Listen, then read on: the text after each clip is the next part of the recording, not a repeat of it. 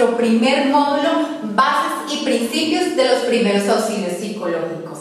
Este módulo apoya la primicia del concepto de crisis como parte fundamental en la construcción de cualquier entendimiento estructurado del crecimiento y del desarrollo humano. Y otra primicia de este módulo es conocer todas las estrategias de intervención. Al finalizar este módulo, usted conocerá todas esas estrategias de intervención. Recordemos algo muy importante, de acuerdo a lo que nos dice Slavius. Las crisis son un estado temporal de trastorno y desorganización, caracterizado principalmente por la incapacidad del individuo para abordar situaciones particulares, utilizando métodos acostumbrados para solucionar sus problemas. Como nos lo dice este significado, es un estado temporal de trastorno y desorganización. Es temporal, las crisis no son para siempre y el potencial para obtener un resultado puede ser radicalmente positivo o negativo. Una crisis me puede llevar para bien o una crisis me puede llevar para mal. ¿De qué depende? De la persona, de los recursos con los que cuenta la persona y la disponibilidad de las personas que se encuentran ayudándola en el momento de la crisis. Recordemos la visión de Taple cuando nos habla de la relación de la opción que tiene el computador con la información que recibe. Se toma como referente a el conocimiento de las personas y sus expectativas. Si este computador viene con un programa y recibe información acorde a ese programa, el computador marcha bien. Si este computador tiene una información y aparte de esta información experimenta una sobrecarga de otra información, puede que este computador funcione de una mala manera. Pero también, si este computador recibe información totalmente diferente, él afectará el funcionamiento. Eso mismo sucede con nosotros los seres humanos. Yo tengo expectativas de mi vida, tengo bases, tengo principios, tengo creencias durante todo lo largo de mi vida. ¿Y qué pasa durante todo este tiempo? Si yo no recibo lo que espero, puedo entrar en crisis. Si yo no recibo lo que espero, puede afectarme y darme una sobrecarga de información. Si no recibo lo que espero, puedo también en dado momento afectar muchas situaciones de mi vida. Los resultados de experiencias desagradables de nuestra infancia o las carencias o la carencia de información o de formación de identidad positiva en nuestra adolescencia hace que nosotros tengamos más dificultades en una crisis. Los recuerdos dolorosos y los sentimientos inadecuados del pasado hacen que las crisis lleguen a nuestra vida con una intensidad.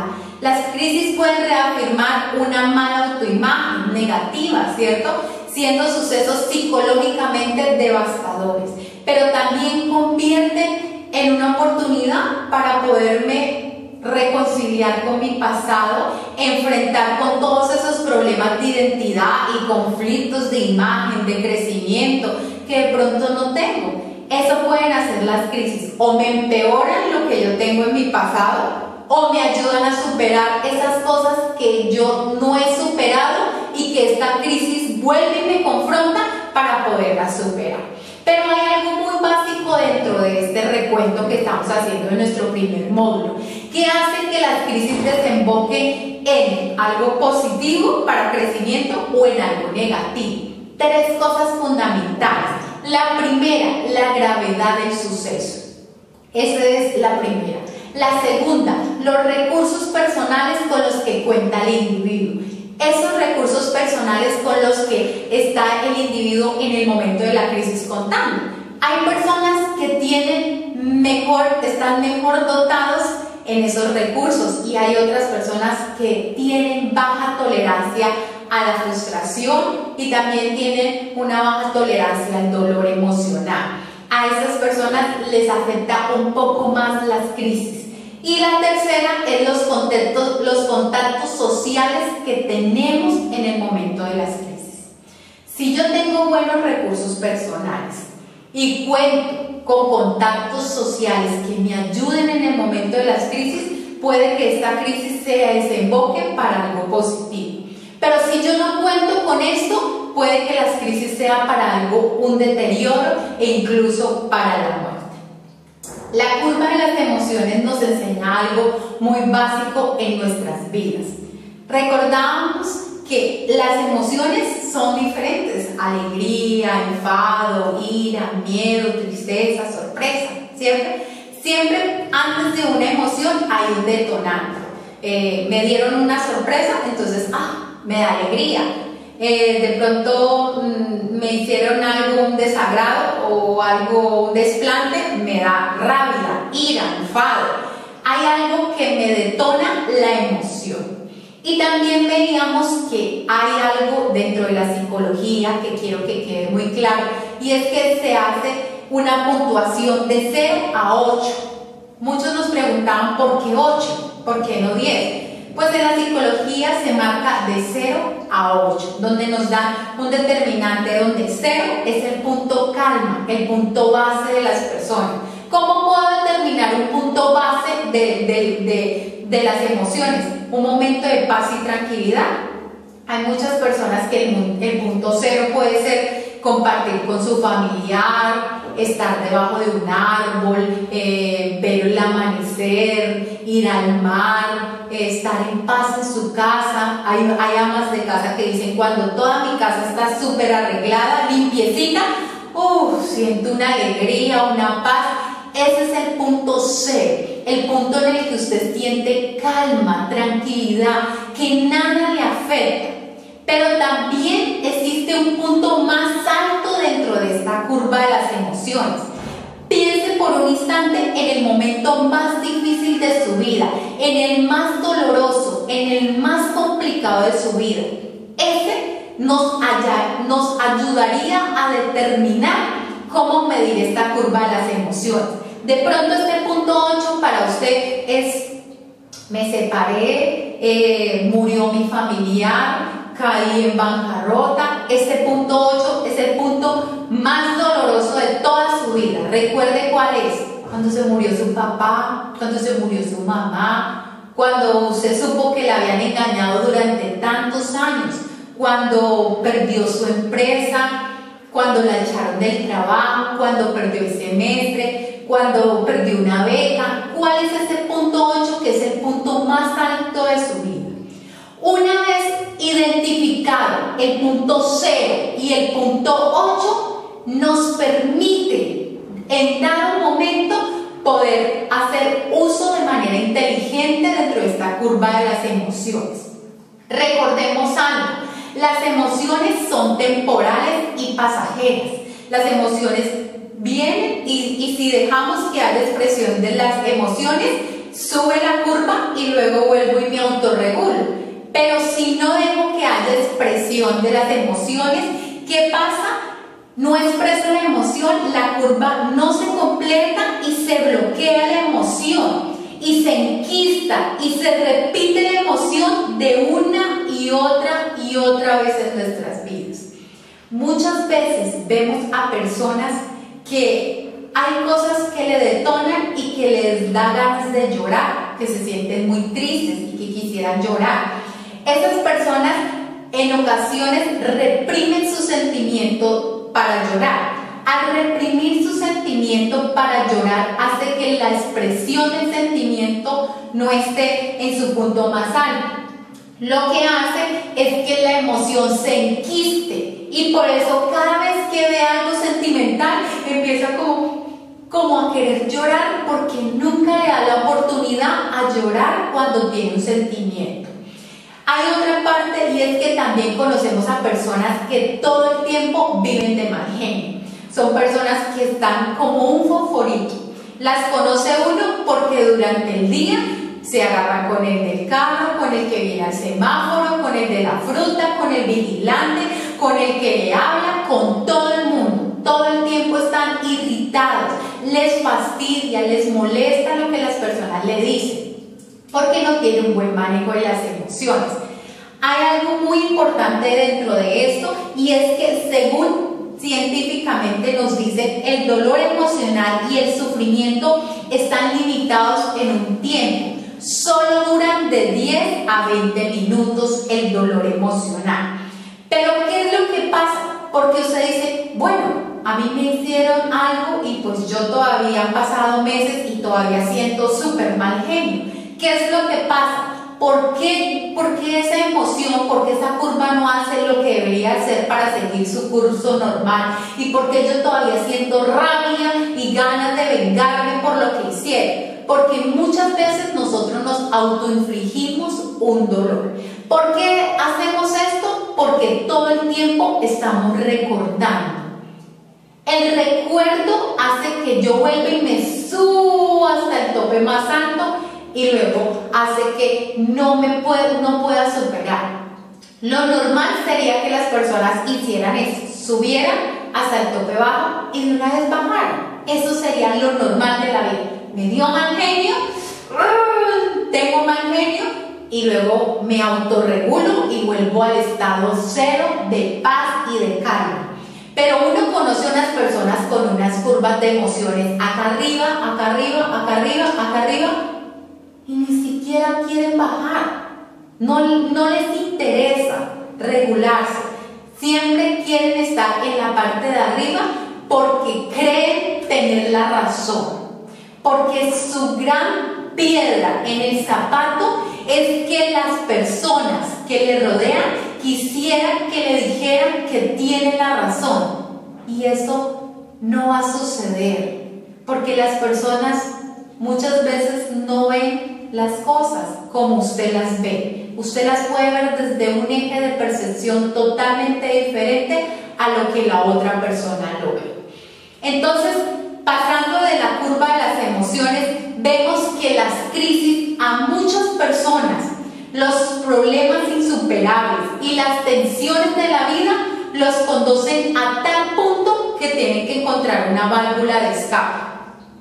¿Conocen una olla pitadora? Yo la conocí. Recuerdo en mi infancia cuando llegué a mi casa y la abuelita me dijo, no hay comida, no hay nada, se estalló la olla pitadora. Y recuerdo mucho que estaban todas las lentejas arriba en el techo y todas las lentejas tiradas en el piso. En ese momento entendí y conocí que era una olla pitadora, pero recuerdo las palabras de mi abuela cuando me decía que el pito se tapó, que era tanta la presión que había dentro que hizo que todo se tapara y que la olla tuviera que buscar una válvula de escape y estallar de la manera que estalló. A muchos las crisis nos pasa de la misma manera.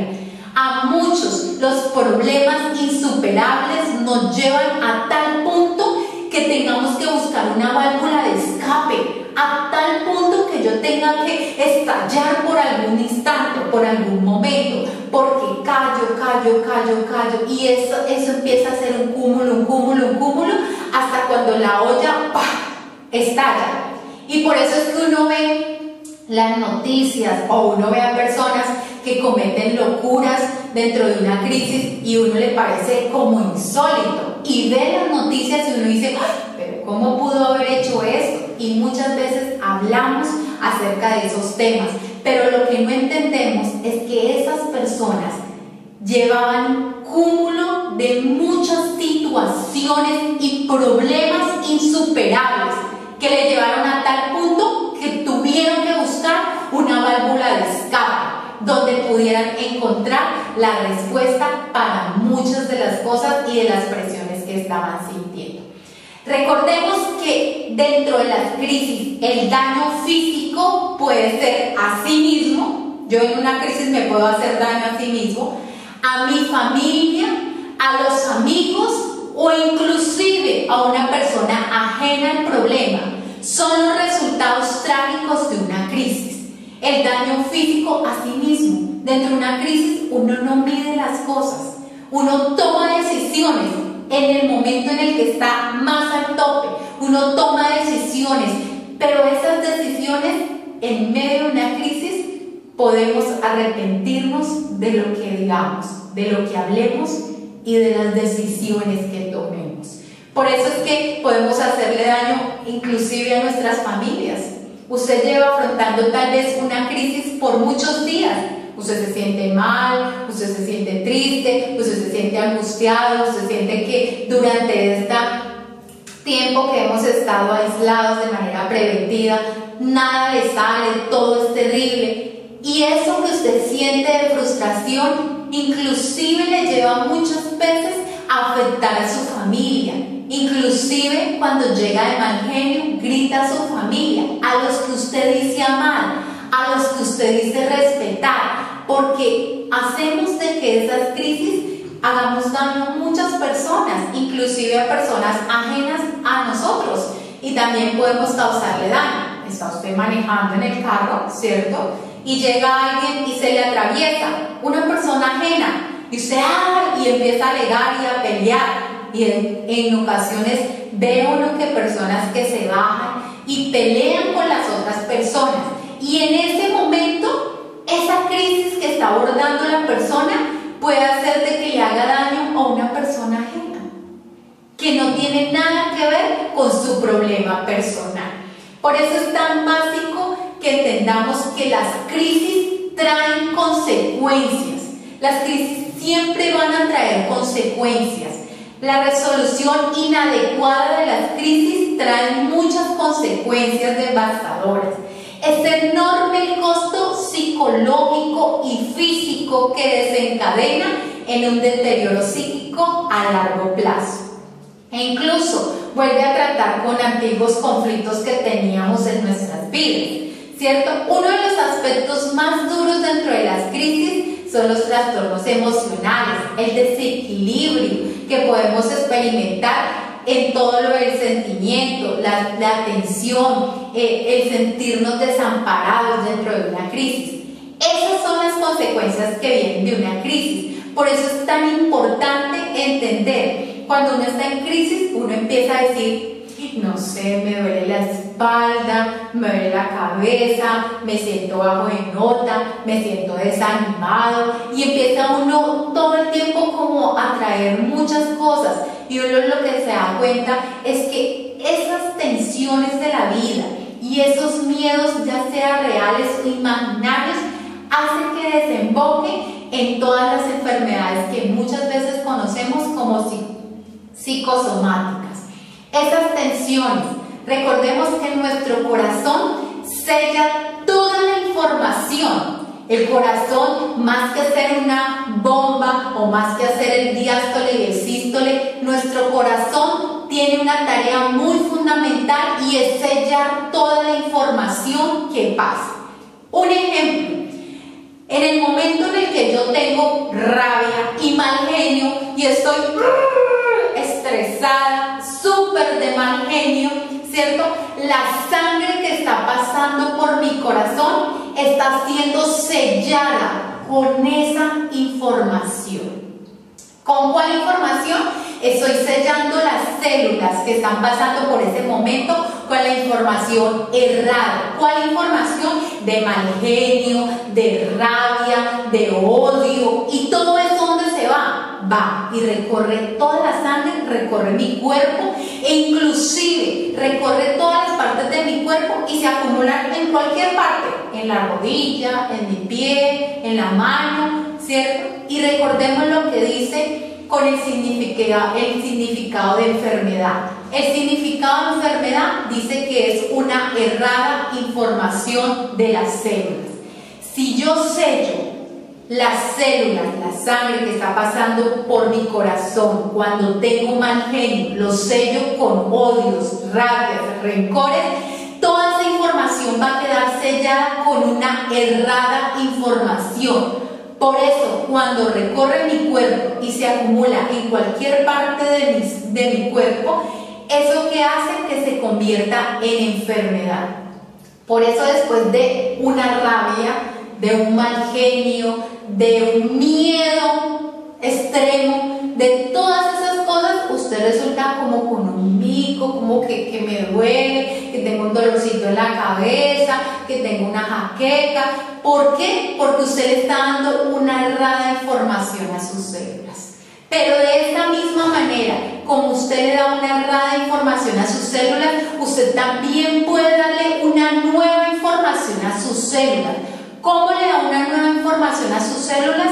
Presentándole nuevamente todas las cosas. Cuando tenga rabia, usted tiene 7 segundos para obviar la información. 1, 2, 3, 4, 5, 6 y 7. 7 segundos para decir, o me quedo con esta rabia y con este mal genio y decido que yo tengo la razón, o decido por mi salud, por mi paz y por mi tranquilidad. Yo decido en 7 segundos, porque si usted en esos 7 segundos usted no borra esa información, todas sus células quedarán selladas con una errada información, convirtiéndola en enfermedad, lo que podemos entender como consecuencias de muchas de las crisis que nosotros tenemos. Por eso es que comprendemos hoy más que nunca que en nuestro corazón está la capacidad de sanar toda enfermedad, de revertir toda esa mala y errada información que le hemos dado a nuestras células, y que podemos hoy tener la oportunidad de más que nunca darle una nueva y una correcta información a nuestras células para empezar un proceso de sanidad. Vamos a seguir avanzando y es hablar de los 2 tipos de crisis. Según Slaggut nos habla que existen 2 teorías, ¿cierto? Existe una teoría donde nos habla que existen 2 tipos de crisis. La primera crisis es la circunstancial. ¿Qué es la circunstancial? Son de las circunstancias, como su palabra lo dice, como accidentes inesperados, como cosas que suceden, ¿cierto? Y también existe otra que es la crisis del desarrollo. Las crisis del desarrollo. Y vamos a explicarlas mediante la teoría de las etapas de Erikson, cual fue planteada en 1963. Este cuadro nos permite entender y comprender cada una de las crisis de acuerdo a una etapa. Existen 8 etapas: la infante, bebé, preescolar, escolar, adolescente, juventud, adultez y vejez. Mediante este cuadro podremos comprender qué sucede dentro de las crisis del desarrollo. No se preocupe, porque todo este cuadro usted lo va a tener dentro de su material también que va a obtener de cada módulo. Esto junto con todas las diapositivas. Recuerde, la primera etapa, infante, de 0 a 1 año. El niño, ¿cierto? Posibles conflictos, confianza versus desconfianza. Posibles sucesos de crisis, trastornos de alimentación, enfermedad y rechazo del cuidador. Resulta y acontece, vamos a hacer un ejemplo breve que nos permite comprender cuál podría ser la primera etapa de crisis de este infante. El niño nace, ¿sí? Su mamá es su principal cuidadora durante todo el tiempo, pero resulta que a la mamá se le acabó la licencia de maternidad que les otorga.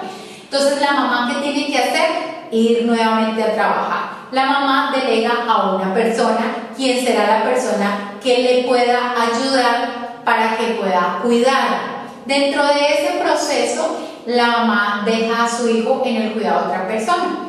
Resulta y acontece que el posible suceso de crisis de ese niño es confianza versus desconfianza. Entonces, el niño no conoce a su cuidadora nueva. ¿Y qué hace el niño? Entra en su primera crisis, donde tiene trastornos de alimentación, de pronto enfermedades y rechazo al cuidador. Entonces uno ve el pobre niño que llora, no quiere comer, se siente maluquito, está malito, en fin. Entonces cuando llega la mamá a recogerlo, la señora le dice, mire, su hijo se comportó bien, pero siento que no quiso comer, que se encuentra como indispuesto. ¿En dónde está su hijo? En su primer estadio de crisis, porque tiene un rechazo al cuidador. Entonces ahí podemos comprender qué es lo que sucede dentro de esta primera etapa de crisis. Por eso pusimos todos estos datos aquí, para que nos permitan ver cómo serían esas etapas de crisis que podemos afrontar mediante lo que nosotros vivimos. Hay otras etapas, la etapa de bebé de 1 a 2 años, que es autonomía versus vergüenza, duda. Preescolar de 2 a 6 años, iniciativa versus culpa. Entonces uno ve a los niños de 2 a 6 años que tienen iniciativa, son esos niños que uno ve que juegan con palitos, que traen ramas, que armaron una carpa, y ellos siempre traen como una iniciativa nueva. Cuando muchas veces le reprimimos esa iniciativa, ellos entran en sus primeros conflictos con los maestros, padres, perdidas por los cambios, ellos empiezan como en sus primeras crisis. También vemos en la etapa escolar de 6 a 12 años, industria versus inferioridad. Entonces vemos a todos estos niños, ¿cierto?, con dificultad de aprendizaje, conflictos con los maestros, compañeros y cambios físicos. ¿Cuáles son sus conflictos? Industria versus inferioridad. Esta sociedad nos vende un prototipo de belleza, ¿sí? Esta sociedad nos dice, usted tiene que tener la nariz así, tiene que tener las orejas así, usted tiene que tener esto voluptuosa, usted tiene que tener, los muchachos tienen que tener músculo, la chocolatina, y nos venden un prototipo de belleza todos los días. ¿A través de qué? De la televisión, de las revistas, de todo, porque todo el tiempo nos están bombardeando con información de qué es lo que es belleza. Al yo tener 6 a 12 años, empiezo a ver todo ese prototipo de belleza y veo que yo no encajo dentro de ese prototipo de belleza. Veo que yo no hago parte de ese prototipo de belleza. Entonces, ¿qué hago? Inmediatamente entro en conflicto y en crisis. Inmediatamente veo que realmente no sé qué me pasa, yo tal vez soy feo, yo tal vez soy fea, tal vez está pasando miles de cosas, pero el muchacho de 6 a 12 años no lo expresa, no se va a parar allá delante de sus compañeros a decir en su clase, buenas, hoy vengo a clase sintiéndome feo, fea, terrible. Él no va a decir eso, él simplemente, ¿cómo lo demuestra? A través de dificultades de aprendizaje, conflictos con sus maestros, conflictos con sus compañeros, inclusive conflictos con ustedes, los padres de familia. Esos niños manifiestan eso de esta manera. También dice inferioridad, esa inferioridad de sentirse menos que los demás, ellos empiezan. Entonces uno ve a las mamitas cuando empiezan con los niños, a ver, 7 por 6, y el niño mirando para todos los lados, pero María, ¿por qué no hice eso? A ver, 9 por 8, y empieza, ¡tome! Y muchas veces peleamos y entramos en conflictos con nuestros hijos porque decimos, ¿por qué no le entra el aprendizaje? ¿Por qué no sabe las cosas? ¿Qué es lo que pasa? ¿Será que no es inteligente? Pero en el fondo, tal vez su hijo pueda estar viviendo una crisis, porque no encaja, porque se siente feo, porque tal vez cree que no es lo que él pensaba o no cumple las expectativas. Ese puede ser un tipo de crisis. También vamos a ver de la adolescencia de 12 a 18 años, donde hay los conflictos de identidad versus confusión. En la juventud de 18 a 34 años, intimidad versus aislamiento. Entonces, ellos ¿qué hacen? Tienen estos problemas con rechazo a su pareja, separaciones, en fin. La juventud, después sigue la adultez de 35 a 50 años.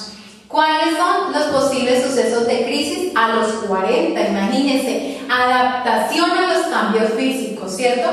Todo se nos cae, toca ya andar con la bolsita para recoger lo que se nos va cayendo, todo se nos cae, empezamos a sentir conflictos porque ya todo empieza a cambiar dentro de mi parte física y también puedo entrar en un conflicto de crisis.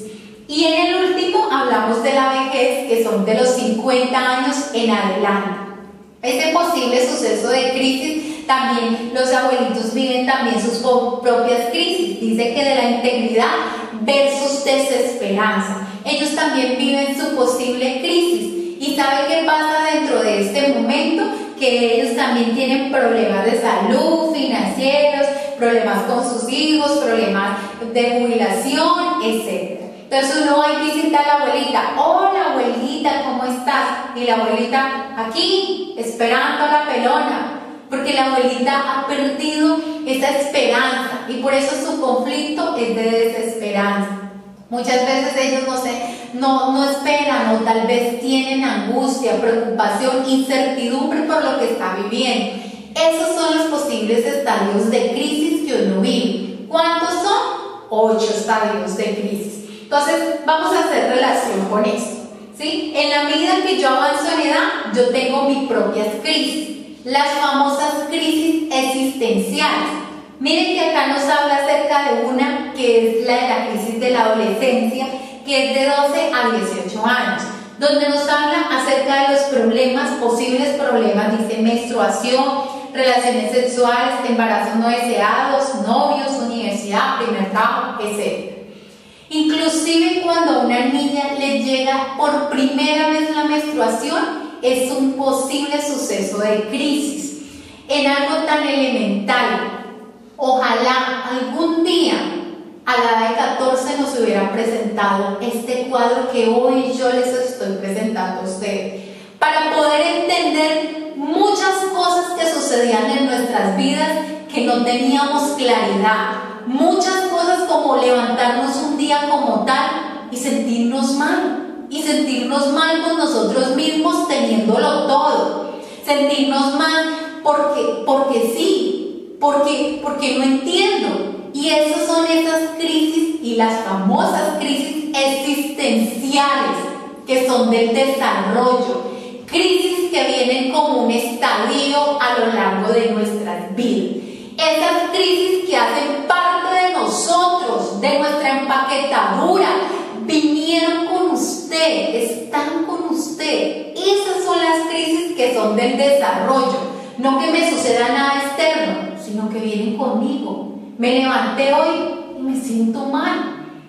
También tenemos derecho a tener crisis del desarrollo, a sentirnos mal con nosotros mismos.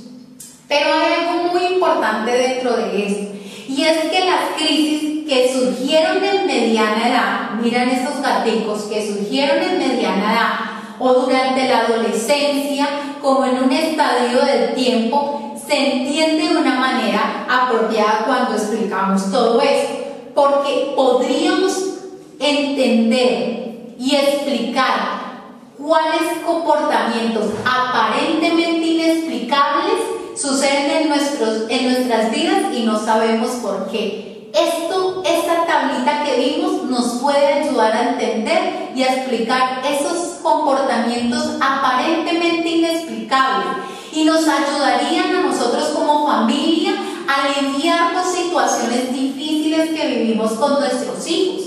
Pero hay algo que surge dentro de todo esto, y es que hay personas que tienen una crisis cuando pequeños, ¿sí? Entonces, esa crisis que tiene cuando pequeños no la pudo resolver, porque por dadas circunstancias de su vida, porque solo creció con un padre, con una madre, porque tuvo conflictos en su parte física, financiera, porque tal vez no tuvo todos los beneficios, muchas cosas. Entonces, este conflicto se queda acá.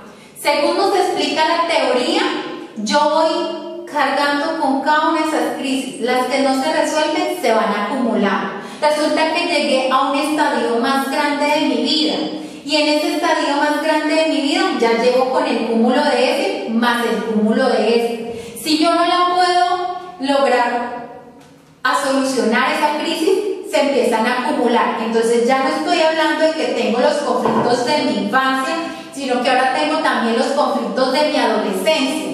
Y no por si fuera poco, cuando yo soy grande, resulta y acontece que inclusive también a cargo con los conflictos que vivo dentro de esta etapa. Entonces, cargo estos.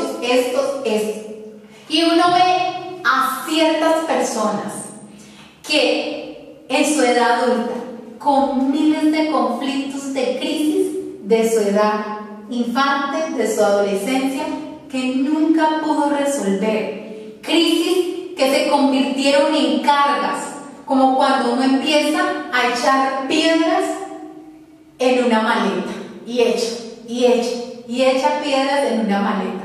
Cuando se da cuenta, uno empieza a cargar esa maleta y la carga, ¿cierto? Una maleta pesada. Caminamos y seguimos y avanzamos en nuestras vidas. Y esa maleta está demasiado pesada. Y sí, puede que yo avance con esa maleta, pero no avanzaría de la misma manera que hiciera si yo quitara esa maleta. Si yo quitara esa maleta, avanzo mucho más rápido que cargar con ese peso de años de conflictos, internos que no me dejan sanar y liberar. Entonces empezamos con conflictos de esto, con conflicto, y sigo acá en nuestras vidas, y uno le pregunta a las personas, ¿qué pasa? ¿Qué tienen? No, nada, yo bien, es que yo soy así. ¿Para qué me dice eso? Yo soy de mal genio, yo soy así, a mí no me gustan esas cosas, a mí no me gusta reírme, a mí no me gusta eso, tanta bulla, tantas cosas. Pero lo que en el fondo tiene es que no ha resuelto muchos conflictos de su infancia, de su adolescencia, y aún en su adultez trata de dar explicaciones a acontecimientos inusuales que pareciera que no tuvieran respuesta. Pero hoy usted, a través de este primer módulo, comprende ejercicios, comprende todo esto que le está sucediendo de manera inexplicable, a través de la teoría donde nos habla de que todos venimos dentro de nuestra empaquetadura con conflictos y con crisis del desarrollo. Terminando esto, vamos con nuestras crisis circunstanciales. ¿Cuáles son esas crisis circunstanciales? De muertes inesperadas, desastres naturales, crímenes violentos, incendios, violaciones, asaltos. Es necesario reducir todos los efectos negativos delante de un suceso de crisis de una manera de las circunstancias. Recordemos que hay crisis circunstanciales que pueden ser a nivel individual, me sucede a mí nomás, ¿cierto? Y pueden ser crisis circunstanciales a nivel grupal. A todos los de allá, de al pie de la montaña, se les cayó la montaña y todos perdieron las casas, todos perdieron a seres queridos. Entonces es una crisis circunstancial, pero de manera grupal. Entonces, básico, recuerden, cuando se les pregunte cuántos tipos de crisis hay, usted dice dos. ¿Cuáles? La del desarrollo y la circunstancial. Las circunstanciales vienen de manera repentina, ¿cierto? Son urgentes porque amenazan la vida de las personas, pueden traer peligro, oportunidad, son inesperadas y de manera masiva, pues ya lo hablamos si es a muchas personas. Usted no tiene dentro de su calendario que el día 25 va a tener una crisis circunstancial, ¿no? Ellas vienen de una manera inesperada, repentina, y vienen a nuestras vidas. Entonces, con base a todas estas explicaciones, ¿yo qué debo hacer? Díganme, ¿qué debo hacer? Ya sé que tengo una crisis del desarrollo porque estoy pasando por mis 40 o porque soy adolescente y estoy pasando por el conflicto de inferioridad, o estoy en la crisis de la juventud. Usted ya, de acuerdo a lo que le acabé de explicar, usted puede saber cuál es la crisis que usted está atravesando, o cuál es la crisis que su hijo o su hija está atravesando, o la persona a la cual usted le va a ayudar durante este proceso como ayuda para superar todas las crisis. Entonces, ¿qué debe hacer? Observar todos los gestos de la cara de la persona afectada, con el fin de identificar las reacciones que revelen la información requerida antes de entrar en una conversación formal con la persona afectada. Hay 4 tipos de personas: las que hablan y hablan y hablan y hablan y hablan y hablan y hablan y hablan y hablan y hablan, y desde que llegan del trabajo es hablando de todos sus problemas, todas sus crisis, todo. Mi marido es terrible, mi marido es esto, mi marido es que mi situación económica es terrible, yo aguanto hambre, yo eso. Son personas que hablan y hablan y es la manera de ellos solucionar sus crisis. Pero también hay otras personas que sufren del sufrimiento, lloran y lloran y lloran y lloran, y uno, bueno, por favor, cuénteme. No puedo, lloran y lloran, porque todo el tiempo están llorando. De esa manera, esa persona vive su crisis. Hay otras personas que actúan, y yo voy a hacer esto, y voy a sacar mi ropa, y me voy a ir, y voy a hacer esto, y me voy, y voy a renunciar, y ya no quiero esto, y actúan de una manera que uno dice, Dios mío, pero es alocado tomar esa decisión así. No, pero ellos lo toman así como ellos quieren. Pero la cuarta persona, o el cuarto tipo de persona, que incluso debemos tener mucho cuidado, son aquellas que guardan silencio. Esas personitas que son calladitas y nunca dicen nada, pero de un momento a otro nos llaman y nos dicen que se suicidó. Una persona que uno dice, pero esa persona, o sea, callada, nunca nos dijo que tenía un problema, jamás vimos que lloraba, jamás vimos nada, guardaba en silencio. Ese tipo de personas que no pueden expresar sus sentimientos acumulan tantas cosas que llega un momento en el que toda la válvula, ¿se acuerdan de la olla pitadora? Llega a un cúmulo de tantas cosas que de un momento explota y se convierte en una verdadera crisis. Hay reacciones tanto físicas como cognitivas y como emocionales. Las personas tienen 3 tipos de reacciones. No lo olviden para el examen. 3 tipos de reacciones. Reacciones físicas, reacciones cognitivas y emocionales. Dentro de las físicas podemos ver fatiga, cansancio, incremento del ritmo cardíaco, son agresivos físicamente y su cuerpo a veces hiperventila o sudan demasiado. Ese puede ser un tipo de reacción física que uno pueda ver en una persona que tiene crisis.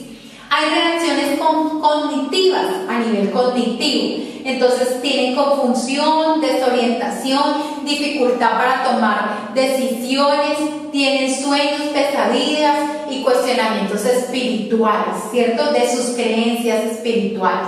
Entonces, ¿dónde está Dios? ¿Por qué me sucede a mí? ¿Por qué el mundo está así? Y tienen conflictos dentro de todo eso. Confusión para tomar una decisión. No saben si aquí, acá, dificultades.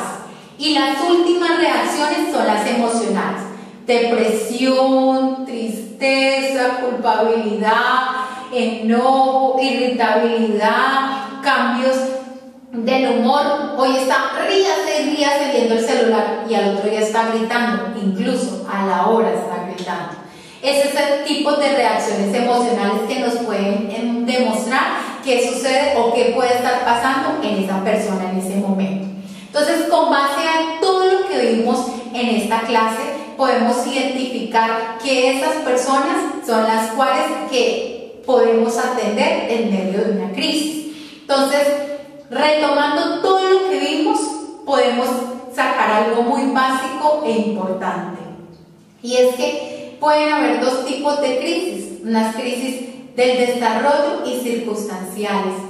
Y a muchas personas la vida nos hace tener 2 tipos de crisis al tiempo, de nuestro desarrollo y de las circunstancias. Y este tipo de crisis pueden llegar a afectar nuestro funcionamiento. Y por eso es que vemos a muchas personas que reaccionan de una manera difícil y complicada en medio de sus vidas. Pero todo esto nos sirve, todos estos insumos nos sirven para poder aprender el cómo identificar a una persona en medio de una crisis. El identificar que cuando mi hijo tiene un conflicto aparente de aprendizaje o tiene un conflicto con sus compañeros, lo único que me está diciendo es: hola, ayúdeme, necesito ayuda. Necesito que me digan que esto que estoy sintiendo por dentro es normal y que todos los seres humanos, óiganlo muy bien, todos los seres humanos cargamos y llevamos esas crisis existenciales del desarrollo y que debemos aprender a tolerarlas y debemos aprender a vivir con ellas y a saber superarlas y a tener y a desarrollar una tolerancia a la frustración y al dolor. Con base a esto terminamos la clase de este día, de este módulo, y podemos seguirnos y nos veremos el próximo viernes a las 6 de la tarde. Recuerden, la última clase a las 6 de la tarde de este módulo 1 de bases y principios de los primeros auxilios psicológicos. Dios les bendiga.